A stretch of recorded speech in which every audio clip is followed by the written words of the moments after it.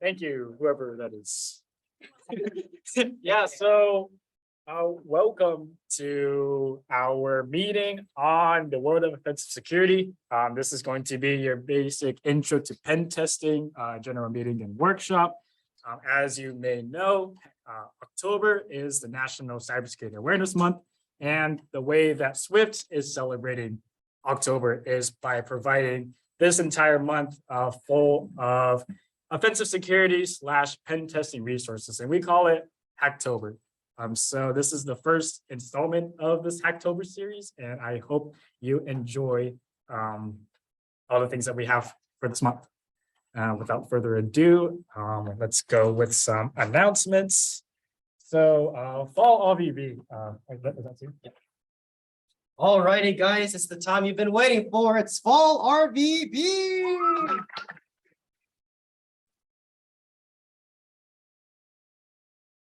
Now, that being said, it's not until November, so we got some time to prepare. However, I'm proud to announce that the theme for fall RVB is literally fall RVB. You can see we have a wonderful logo provided by Ali. So with RVB, you're going to learn business skills. You're going to learn how to be an IT administrator, and you're going to learn how to work with the system and set things up. We welcome everyone, and we welcome all skill levels. So even if you're just starting out in cybersecurity, we encourage you to apply to join the conference. I'm not saying this way. You're free to join the competition. We allow teams of up to 4. If you don't have a team yet, you can always apply as an individual, and we'll just group you up later. So deadline is 1 week before it starts, so hope to see you all there.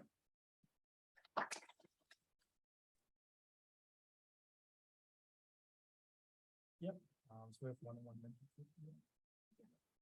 Hi, everyone. So the mentorship program for SWIFT has been open for those who want to be mentees. So basically the difference between SWIFT 101 mentorship and SWIFT Pulse is that for SWIFT Pulse, we'll pair you and we'll put you into groups. So like prepare for competitions like NCL and Hypestorm. But for the mentorship program, we'll really focus and emphasize on the one-on-one mentorship from our alumni who have been involved in SWIFT and also who used to be Cal Pomona students and are working in so many different companies like Mandiant, EY, and CrowdStrike. So please sign up for the mentorship program if you want to be a part of the mentorship program. And as long as you are a paid member, then you should be qualified for the program.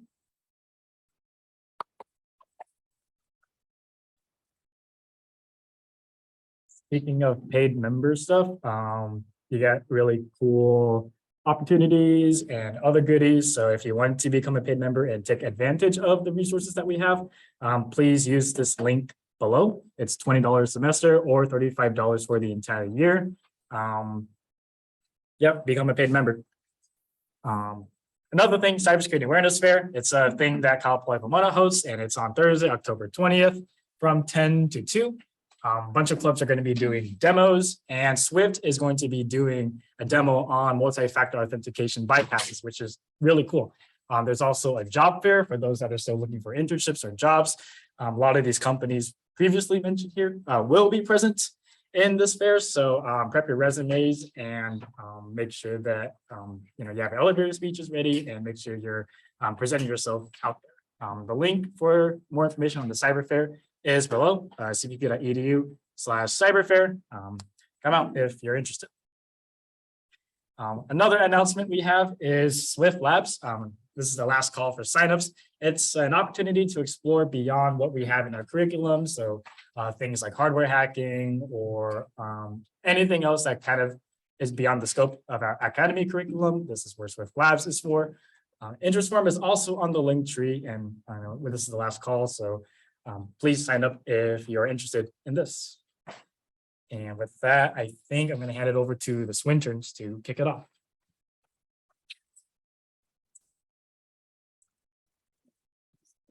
So today we'll be presenting about penetration testing.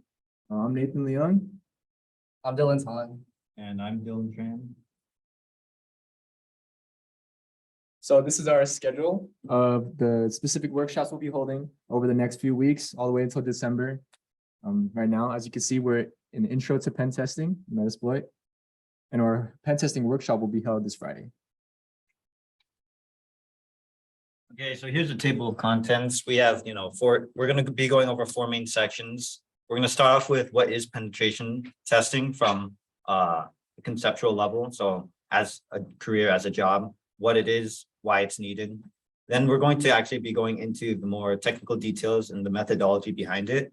So that's going to be covering reconnaissance, exploitation, and post-exploitation. So yeah, starting off, what is penetration testing? So does anyone have an idea of what penetration testing is? Anyone? Well, Mr. Vinny. Is penetration testing when you check if your systems or services have problems by trying to get into them? Yeah, so that's basically what it is. So penetration testing is when a company hires a group of people to hack into their servers and services. And the goal of that is to find vulnerabilities within their services, right?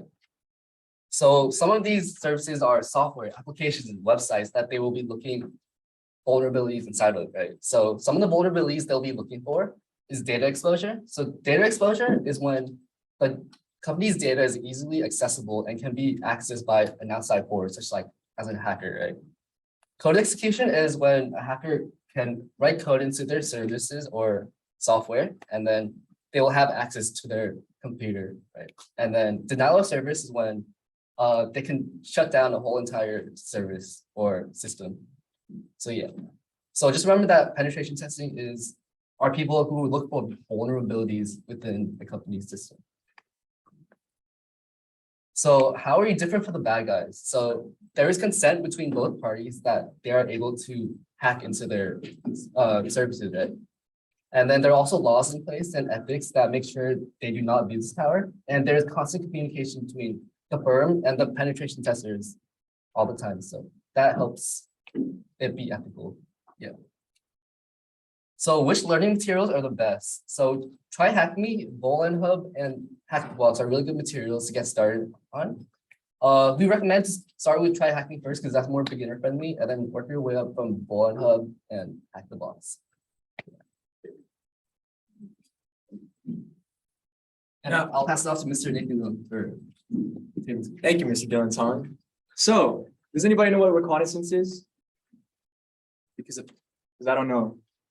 I'm just kidding. Yes. Is like a kind of sketching or checking or surveillance? Okay, so basically reconnaissance is a way to gather, collect information about a specific target that you want to attack. The way we're going to do this is through network scanning or through port scanning. Now, can anyone tell me what a port is? A port is basically how computers can communicate. Servers and applications can communicate to computers using ports. And once again, this is our first step in the penetration testing. We want to scan everything to see all our possible options that we can further into exploitation and escalating our privileges. So more about port scanning. A common and useful tool is Nmap. Nmap is a network scanner that shows all the different ports and services, and it shows you information about everything. Now, there are some useful flags that can help you with Nmap. So for example, -P is a port. Now there are about 65,000 ports total, and that is a lot. So what -P will help you do is it actually makes the range a little bit, you can like shorten the range. Let's say you want a specific port, or you only want a specific set of range of ports. You can use -P for that, and it makes it much easier. -SV, it checks the server version of the port that you're targeting. SC, it runs a script against the port, and basically it gives more information to the output. Most of the times, a lot of people like to put SV and SC together, and the way you would do that is putting -SVC. That is very common, and I'll be showing you an example of that in just 1 second. The flag of min, rate, value, and speed. The value of min, rate, value, and speed is basically how you control the speed of port scanning. Sometimes it can be a long process. And this will help you, the process be like much faster. However, it does come with the risk of inaccuracy. So just be careful on that. Now, this is an example of a code run using Nmap with SVC. And as you can see, there's a lot of information on here. There's a lot of words, and it shows you the specific server versions. It can also show you the operating system and more information on the operating system. So the basic ideology of this is a lot of information once you help with these flags on Nmap. Now over here is an example of just Nmap itself, Nmap and the victim computer's IP address. Very minimal information, just shows, oh, it's open, the port number and service. That's pretty much all there is. Now here are a list of some of the common services. This is the Penguin is for Linux, Windows is for Windows. These numbers on the side are the port numbers. These stay with these services, so just get used to these because you will be seeing these a lot. These are very common. And what TCP is basically it's a protocol. It's one of the two protocols that helps the connection actually transfer from the service or application to the computer, and the other one is UDP. So now for exploitation, at this point, we have an idea of exactly what we want to target and what we want to attack, and we want to get a foothold now. Basically what this is, I'm underneath your skin, or basically same thing as a foothold. You're trying to get into the victim's computer, get into their command line. And how will we be able to do that? Well, once again, this is the second step right after reconnaissance. And we'll be using a tool to exploit called Metasploit. Now, Metasploit is a very powerful framework. You're able to use Metasploit for many different purposes. For example, you can use it for reconnaissance, you can use it for post-exploitation, use for lateral movement. And basically what lateral movement is when you want to jump from computer to computer, avoiding firewalls. But we are not really getting into that right now. We're just focusing on exploitation, which is its main purpose. So how will we use Metasploit? So this is basically the steps on how to use it. Let me give you an example. For example, we have through our reconnaissance, we can find out that this victim's computer is running an old version of Windows. So we want to use an exploit on it. So how we would start is the MSF console that will power up the machine, that will power up Metasploit. And now we want to search for an exploit. One of the most common exploit names is Eternal Blue, and that's an existing exploit. So what we would do here is search Eternal Blue. And as you can see here, the numbers on the side, you can see under the matching modules are different numbers. And now these could be different versions of the exploit. At times, it can also be a different exploit, but most of the times it's just the different types of versions that you can use. So once you find the version that you want to use, you put use and the number of the exploit. The next step would be options. Options is where you can configure your settings. Most of the times the settings are already preset and automatically set for you, but sometimes you would have to manually change it. For example, as you can see here, the target host is our host. So what happens here is now that you know that our host is the target host, you can use that in your configurations. Next, set option value. For options, we will have, now that we know our host is the target host, we can put set our host, and the value would just be the IP address of the victim's computer. And now we put run, and that will run the exploit. So now what exactly is going on when you run the exploit? I'll be diving further into what is happening behind the scenes because usually this whole process is usually automated. So on the left side over here, we have the victim or my computer, the attacker's computer. And what I put down is NC-NVLP on port 4444. Now what that basically does is it sends out a listening command on that port for port 444. And once you run the exploit, it usually automatically runs a reverse shell on the victim's computer. And what that does is once there's a reverse shell on the victim's computer, it will connect back to my computer, which is the listener's computer, and it would grant me access, full control to the victim computer's command line. Now, most of the times, like I said, this process is automated, but sometimes you would have to manually do this step. This is the code up here. This is how you would format your own reverse shell.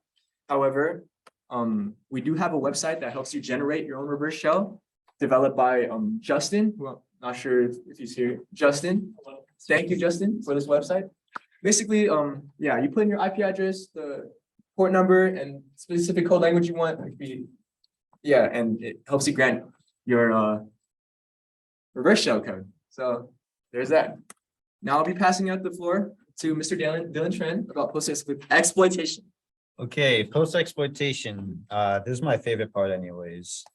So post exploitation is essentially after exploitation. That's why there's the post in the name. So this is everything you're going to be doing after you get your initial foothold, whether that be through a reverse shell or an implant or whatever sort of medium you use to get your connection to the attacker or victim. Post exploitation is going to be like the third phase. Now there are multiple parts within post exploitation. You can see here, that's why we separated it.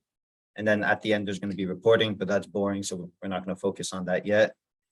So for post exploitation, the three core parts are going to be persistence, pivoting, which Nathan covered, and escalation, or basically privilege escalation. Persistence is the act of maintaining a persistent access to the victim computer, because realistically, you're not always going to have access. Let's say you get your reverse shell set up, but then they turn off their computer. You know, there goes your connection, computer soft, you can't talk to it. You're gonna have to do everything again. And sometimes the opportunity might not even, the vulnerability that you exploit might not be present anymore, which would make things difficult, which is why you have persistence to maintain access to the computer. There's a variety of ways to accomplish this through creating backdoors such as extra user accounts or implementing scheduled tasks to run and grant you another reverse shell every hour or so. Things like that are commonly used for persistence.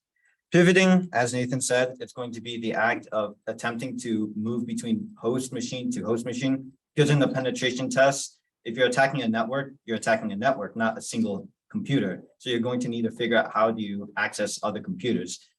And sometimes they may be segmented through firewalls. So pivoting would also incorporate the methodology of maneuvering around these firewalls, because firewalls are going to block communications between computers. And the part we're going to focus on is privilege escalation, which is going to be essentially involving how can you escalate your privileges to become to a higher level or administrative access. Because when you exploit something or you get your initial foothold, realistically, you're not going to have administrative access. You might be a low privilege user or whatever user account was delegated to run that specific service that you exploited. So, you know, we want to try to get higher privileges or at least see if that's a possible avenue. And you'll notice that for post-exploitation, there's two arrows going back to reconnaissance and exploitation. And the reason for this is it's just like exploitation again, where we need more information to figure out what we can do. To get our initial foothold, we had to do network scanning and reconnaissance so then we could figure out what we can exploit so then we could get in. Well, now that we're in the computer, the victim machine, we don't know what's necessarily running on the inside. We don't know the configurations that are present. We don't know maybe what the person on this computer is using it for. So there's a lot of things that we're going to have to investigate before we can look into privilege escalation and pivoting and persistence. So in regards for privilege escalation, they're splitting into Linux on the left and Windows on the right. We have three fairly common and easy ways to escalate your privileges.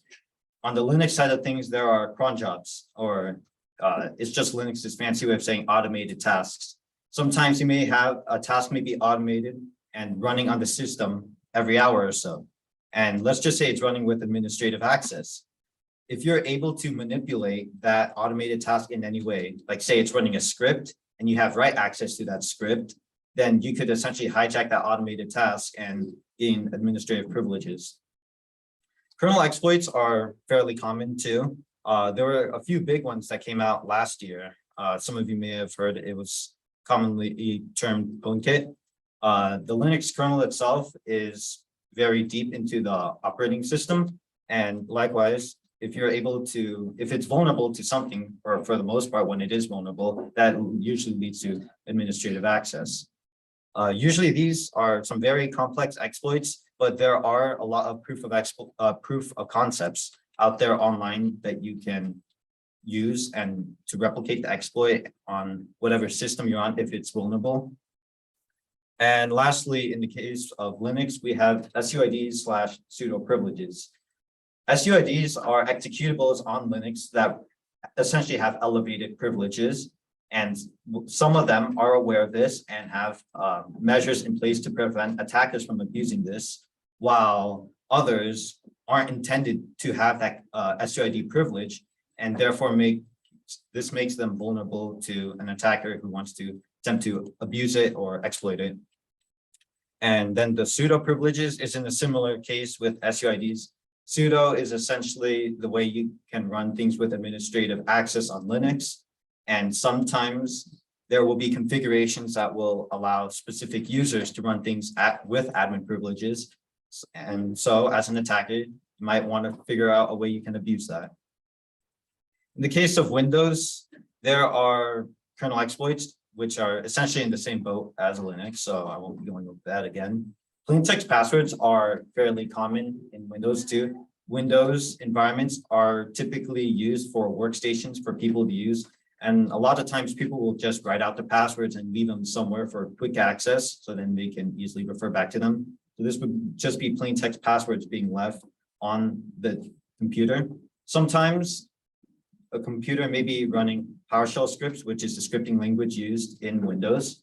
And many times people also will put passwords in those PowerShell scripts because those scripts will be attempting to authenticate to another account to do an action and therefore require a password to be passed in. So that's another relatively common thing to find on Windows machines.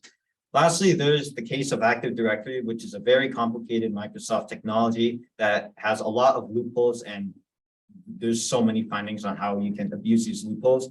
But it is a very complex topic that deserves a week of its own, so we won't be tapping too much into that. But it does exist out there, and it's incredibly vulnerable, and it's super popular to use as a corporate technology. Now that we have an idea of what we can actually abuse for privilege escalation, we got to get into how do we actually find all this stuff. So remember, for getting into the system, we had to do reconnaissance and then to get information. And then we had an idea of, from that reconnaissance, we have information that we have an idea of how we could exploit it. And then we move into the exploitation step. So this is the part, internal reconnaissance, we're going back to recon, but rather than doing an external network scan, since we're already in the system, we're going to be running a series of scripts or tools meant to check configurations on the system and see if there's anything that we can actually abuse. In the case of Linux, there are linps and Leung. These are two scripts that will basically do a lot, run thousands of commands to find potential vulnerable configurations or vulnerable files or permissions left on the system that an attacker would abuse. And these they highlighted up to you, which is very convenient. So rather than trying to think of the million different ways you can look for configurations, you can run these tools, which will automate that whole process for you. And you just have to figure out how to read and find the output. There's also GTFObins, which is a website that details a lot of different ways that you can abuse SUIDs or pseudo privileges. So as I was mentioning those before, say you have a pseudo privilege or an SUID that seems a bit suspicious or exploitable, but you don't actually know how to exploit it, then this website is a great resource for figuring out ways that you can actually do that. For Windows, you have WinPs, which is essentially the Windows counterpart for linps. It does a lot of the enumeration checks. There is a tool called SharpUp. It is similar to WinPs, but it does check other configurations that WinPs doesn't always check, and it allows you to be a bit more, have more control over what you're looking for, whereas WinPs and linps toss out a lot of output at you. These are two very, very nice tools to get information. And then for Active Directory, you have something called PowerView, and then there's a C# implementation called SharpView. And these will do a lot of checks on an active, or they will give you the capability of running a lot of basically auditing checks on Active Directory to see if there's things that you can exploit. They also help you out with the actual exploitation of it too, which is pretty nice. So this is just a small snippet of linps output. You can see here, linps is checking for CVEs that the kernel may be vulnerable to. So in this case, I believe 2021-4034 is Polkit, which I was talking about earlier. And then this is linps looking for all potential SUIDs or weird files on the system that are exploitable. you can see that LinP's color codes a lot of things. So there's usually red is noticeable, but it's not the most important. The one that should really be sticking out is the orange highlighted content, because usually that stuff is probably vulnerable. Although LinP, the issue with LinPs and both WinPs is that they do return a lot of false positives, but they will automate a lot of the checks for you, which makes life a lot easier. And I'll be going into a little demo here of just that whole process that we were talking about. So let me see if I can pull this up. Okay. Oops. Okay, so I already Nmap scans take a while. So I already took oh, it's small. And if I zoom in, I can't see everything anymore though. Just leave it zoomed out. It's fine. It's good, right? That's good on Zoom. Is it good for the people in the back? Raise your hands if you want it more zoomed in. Good enough for me. Okay. So I already took I already ran an Nmap scan because especially when running a detailed scan with Nmap, it can take a good deal of time. So I already have the scan. You can see, like Nathan was saying, I ran Nmap with the SVC flag so I could get some service versions and some more verbose output from Nmap. I specified the IP address of my target, which is this IP address. Move this out of the way. Okay. So I can see here that I see that there's 3 ports open, 21, 3000, and 8080. And I can see because I ran those additional flags, I have service versions on the right, which is really nice because a lot of times if a specific service version is exploitable, someone's already done it and they publish proof of concepts online that you can essentially find by just Googling the service you want to exploit and the version associated. So the Zoom thing is in my way. So I already put all these up here, right? So these are all the service versions that Nmap returned to me, and I already shoved them into Google. I can see there's some information about Apache Tomcat version 1.1 or Coyote JSP engine 1.1, but there doesn't seem to be too much interesting information aside from people who run into the software. It doesn't seem like anyone has actually exploited this though. Looking at the WorkZug HUPD 0.10.4, same case here. It seems there's a debug shell command execution, but which we can definitely try out later. And there's also the VSFTB 2.3.4, which I've already taken a look at. Rapid7 is a organization that details a lot of these vulnerabilities and does all other security stuff. I can see if I read this Rapid7 article, there's a Metasploit module associated with this VSFTBD 2.3.4 version. So after running that scan and looking at my options, this one looks like the easiest out of all of them. So I'm going to go ahead and get that one out of the way. So it looks like it's going to be VSFTB 2.3.4. So I'm going to spit up Metasploit by running the MSF console command.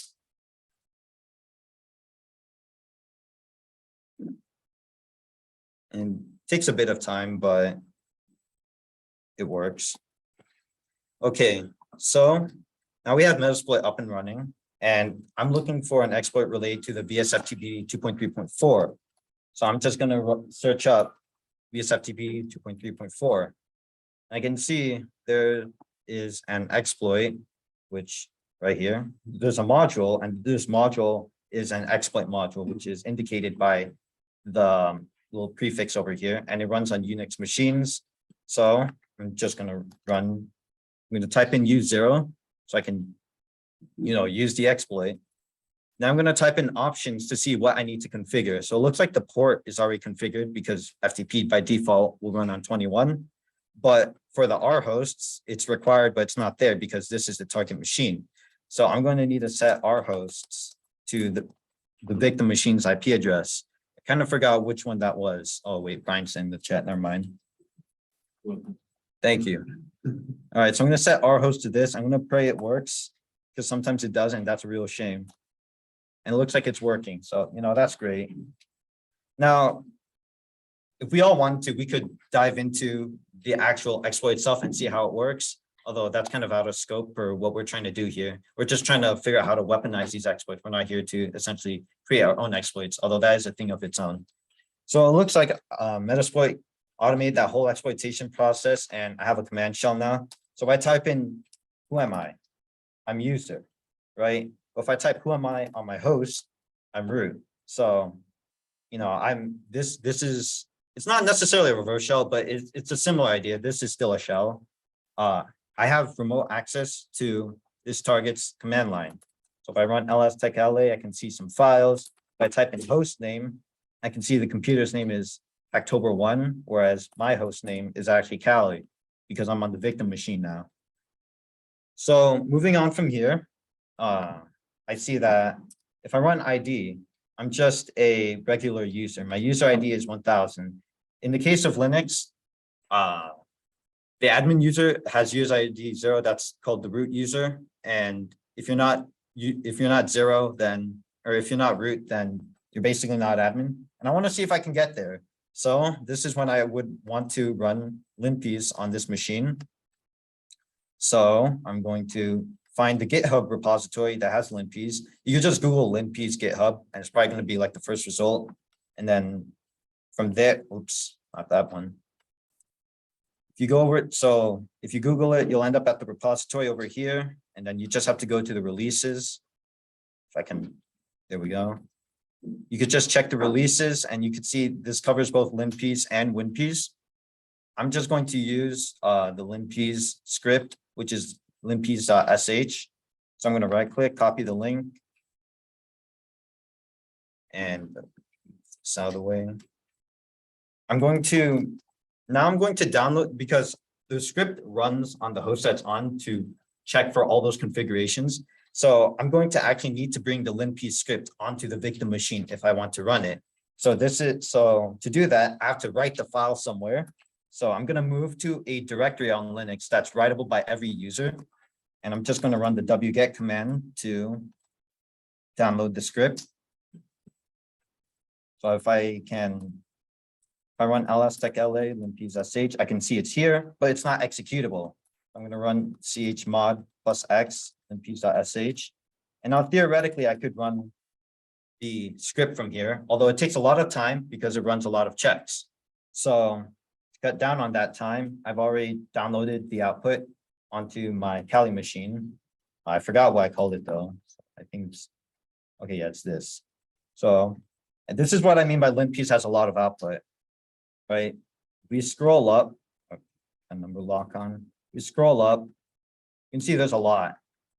So a part of the skill is getting used to seeing all this output and knowing how to filter out the useful stuff from the random stuff. Like all this over here, useful software, I mean, that's kind of cool, I guess, but that doesn't help me too much. If I need the software, I'll just run it and I'll run the command and see if it's there. But if it's not, it's not, whatever. And then you can see here's a list of all the users and groups, but that's something you could easily find on your own. Like, yeah, that's an issue with linpiece is that it has a lot of excessive output. However, sometimes there are things that stick out. There is like some red, but red's not always useful. Just give it like a little glance, do a little bit of research, see if it's useful or not, and then move on. Just triage your options. Now, you see, as I said earlier, this is what sticks out to me, right? The orange highlight. Now, like I said, linpiece returns a lot of false positives. So this isn't always going to be exploitable, but it's good to give it at least a chance to just give it a chance. So it seems to me here that this is checking for SUIDs, and it sees that bin bash is an SUID. So the resource that I use to look into SUIDs and see how I could potentially exploit them is GTFO bins. So I've already searched up bash and it's returning me a result here. So now I'll look at it and see what I want to do with it. So see that it's possible to get reverse shell from bash, or it's possible to do file upload. But I want to look for an abuse with the SUID configuration. So if I look around, there's an SUID entry for bash, and it's telling me words that I don't want to read. So I'm just going to run the command. So it says it looks like you just run bash with the TAC-P flag. So I'm gonna do that. But I have to do that on oh, my command shell died. That's unlucky. You see, this is where persistence would have been really helpful, but I kind of forgot about it. So, and like I said, let's see if this works, and it doesn't anymore. So you see, I should have tried to establish some persistence, but now my shell is dead, and the exploit doesn't work anymore for whatever reason, because computers are weird. So now I've actually just locked myself out of the system, which is very unfortunate. So lesson learned, do persistence. That should be a priority. Yeah, anyways. Unlucky. So just as a proof of concept though, let's just assume that we were on the system still, but we're not because I screwed up, right? I'm going to give bash the SUID configuration right here, just like how it was on the victim environment, right? And I'm going to switch to a user that is not the root user. And if I run what GTFO bins was telling me to, and I run the bin bash with the TAC-P flag, I can see that I'm the root user now. So it would have worked if I was either faster or actually had persistence, but I didn't. So there you go. Yeah, that's going to cover it for this demo. I don't think we're covering anything else, and this should be everything. You guys have any questions? Any questions on like anything I did or how to get started, some resources to look into? All right, wonderful. Oh, hey, what's Are good? there Jeff? any good blogs you would recommend reading? Okay, yeah, so the thing with offensive security as a whole is that it's a largely self-driven skill to have. You have to, put a lot of effort on your own time to try to learn the different skills and things that you can do. And one of a very valuable resource that a lot of people in this industry do is they like to blog. So do I.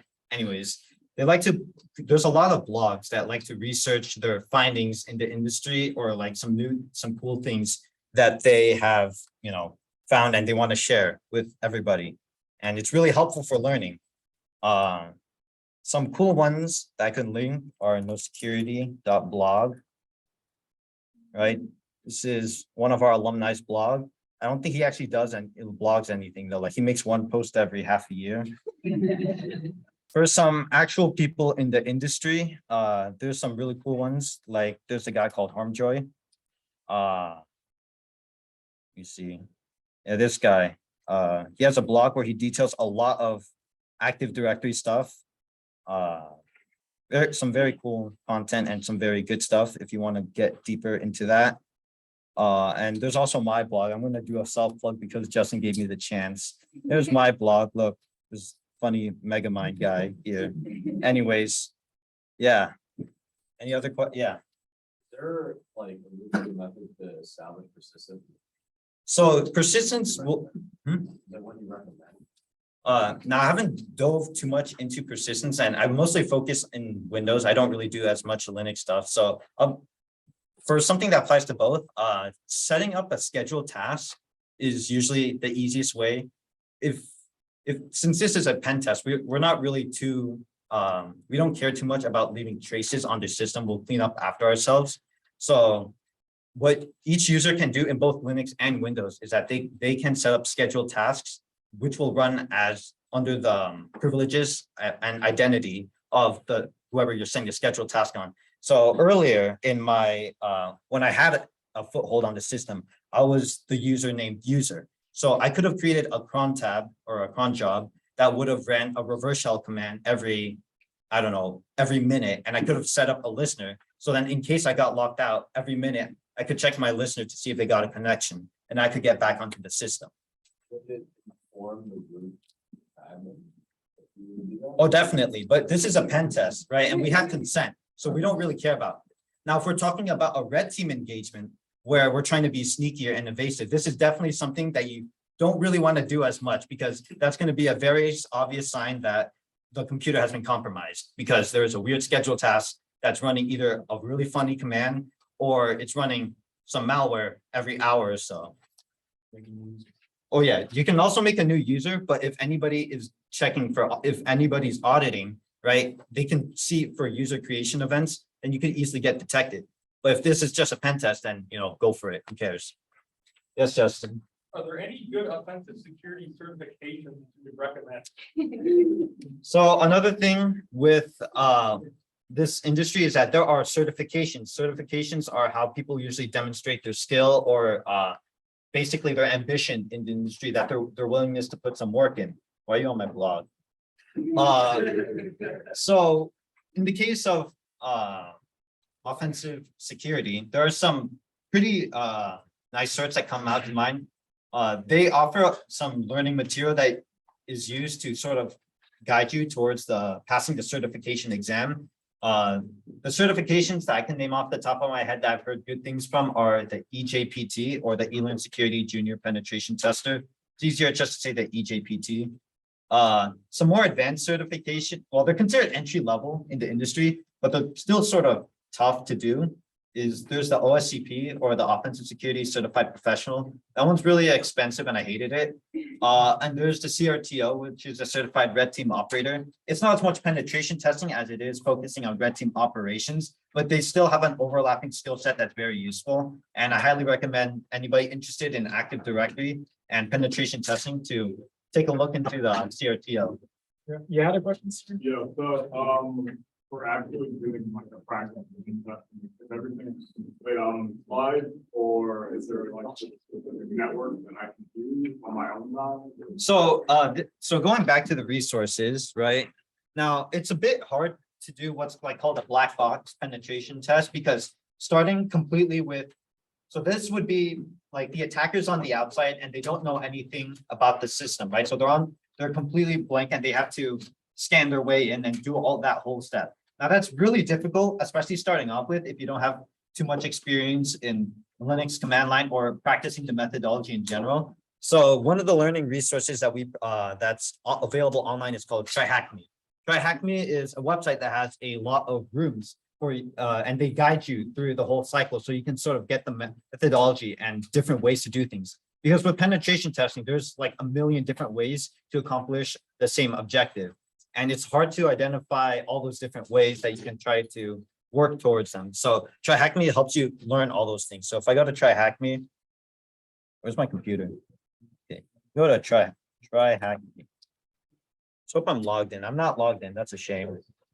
There's one of my personal favorite rooms that I did when I was getting started was this room called Vulnerabilities. Please let me look at it. Okay, great, wonderful. So they go over like the stuff that I was talking about. So like reconnaissance, compromising, or essentially exploitation, but a little more hands-on rather than using public exploits. And then they also cover privilege escalation and talking about that. They have hints, and then they sort of guide you with what is vulnerable, and they help you, figure it out. So I definitely recommend looking into TryHackMe and stuff like this. If you're feeling more confident about your skills and you want to sort of YOLO things, then Hack the Box is always an option, but be prepared to spend a lot of time on Hack the Box. I recall when I first started, and even now when I hack virtual computers on Hack the Box, it takes anywhere between 4 to 16 hours or more with help, but it's fun, I swear. I'm not coping. But yeah, these are some very good resources. The only one I haven't used is VulnHub, because VulnHub requires you to actually spin up the VM on your host machine, and I don't have that much juice on my computer, so I don't do that. But Hack the Box and TryHackMe supply all the infrastructure that you need. Well, TryHackMe does. Hack the Box doesn't. They don't really care about that stuff. But yeah. All right, any other last questions? In your guys' experience, what's more common, is Windows or Linux? So when it comes to, as a penetration tester, you may have like specific fields or skill sets that your employer will put you towards, right? For cloud stuff, it's usually like Linux. To my understanding and awareness, is that usually cloud is going to deal heavily with Linux stuff and general cloud infrastructure. If you're attacking actual companies, and then you're going to be dealing with a lot of Active Directory, since Active Directory is used by like 90% of companies. But because you're attacking Active Directory, that means you gotta get used to Windows. But there have been cloud implementations of Active Directory, but I think that's just kind of weird. Is there any personal preference for you, like you prefer? I love Active Directory and I hate Linux like with like all my blood. Linux sucks. But like Active Directory, it's because Microsoft is a very funny company and they love to say it's a feature, not a bug. So there's a million different ways to abuse it, and there's always new research coming out, and it's always fun to play around with that. Yeah, whatever you said. Yeah. All right, any other last questions? Need water. Okay, She is, so. all right, cool. That wraps up our meeting. We have a study guide on our link tree if you want to review all the stuff for this Friday's workshop. Once again, thanks for coming, and I hope you have a great rest of your day.